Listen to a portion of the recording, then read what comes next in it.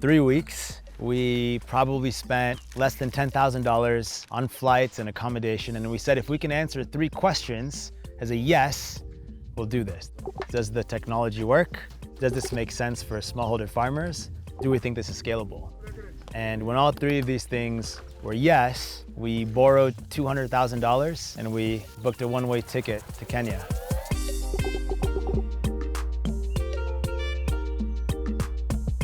My name is Samir Ibrahim. I'm 33 years old. I live in Nairobi, Kenya. I am the CEO and a co-founder of SunCulture, and so far we've raised $40 million to help solve climate change, and we're just getting started. This is SunCulture. It's a company that provides solar-powered irrigation systems that help small farmers grow food without relying on rainfall. Climate change is affecting smallholder farmers all over the world.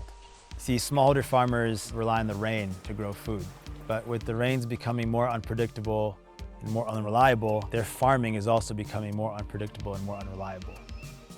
The product allows farmers to stop using diesel and petrol pumps, which emit carbon dioxide. They're typically the go-to source to power smallholder farms, not only in Kenya, but across Africa.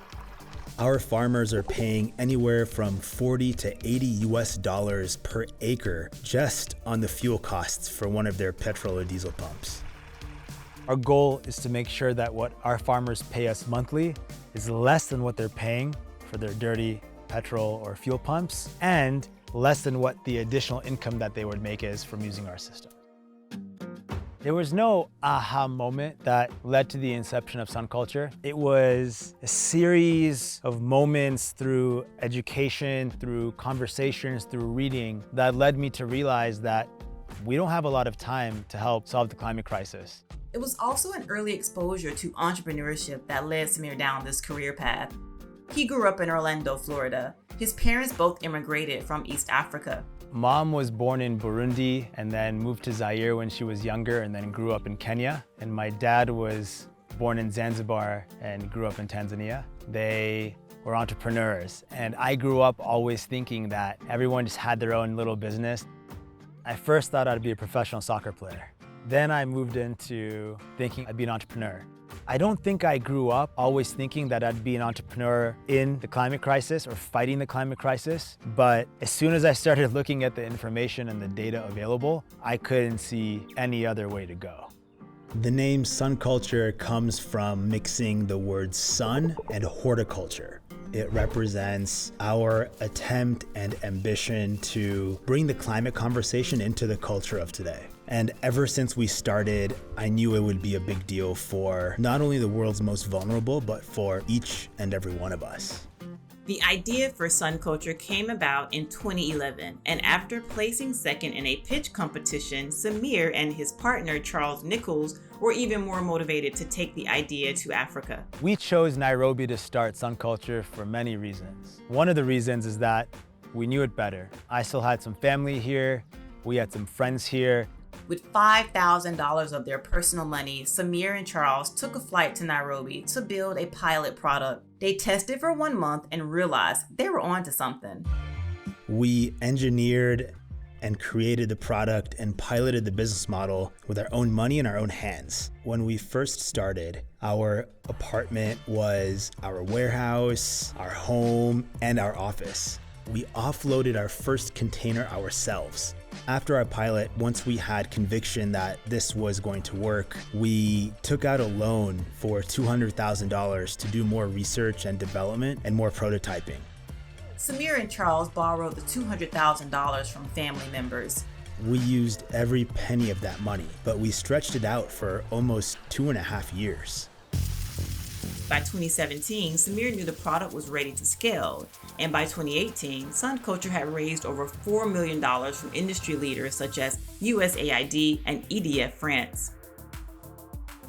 It took us 5 years to raise enough money to go from 2 employees to 350.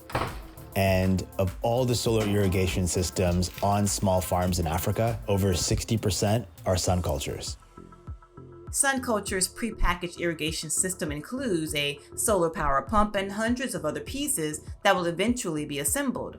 Besides pumping waters for farms, it also powers everyday appliances. So the way that it works, we use a solar panel that's installed on the roof to harness the power of the sun. That then goes and charges a battery, and into the battery is plugged a solar water pump.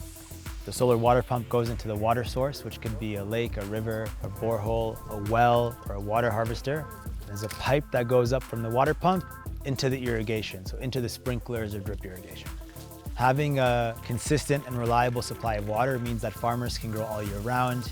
We've seen in Kenya, 90% of smallholder farmers over the last 2 years have reported losing incomes, where at SunCulture, almost the same percentage of our customers have reported increasing their incomes.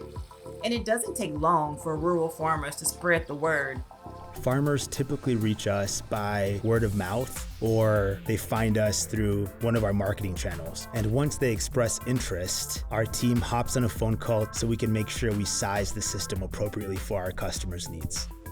After that, each farmer receives their prepackaged pump. Then the SunCulture team goes to the farm for an installation. Our farmers can be set up and ready to start seeing results in 30 minutes. Farmers can pay up to $40 a month for 30 months or until the pump is completely paid off. Initially, we were worried that the price point would be too high, but we knew that we would be able to bring the price point down. And at the end of the day, SunCulture works, and our farmers are seeing the benefits and are prospering. Because of SunCulture's success in Nairobi, Kenya, the product has expanded to other countries in Africa like Togo, Ethiopia, and Uganda. But even with this success, Samir understands the real challenges of making an impact on fighting climate change. This is certainly a hard business. We are providing products and services that in other countries often are provided by governments. And there are so many challenges associated with doing this type of work. When it rains, roads get washed away.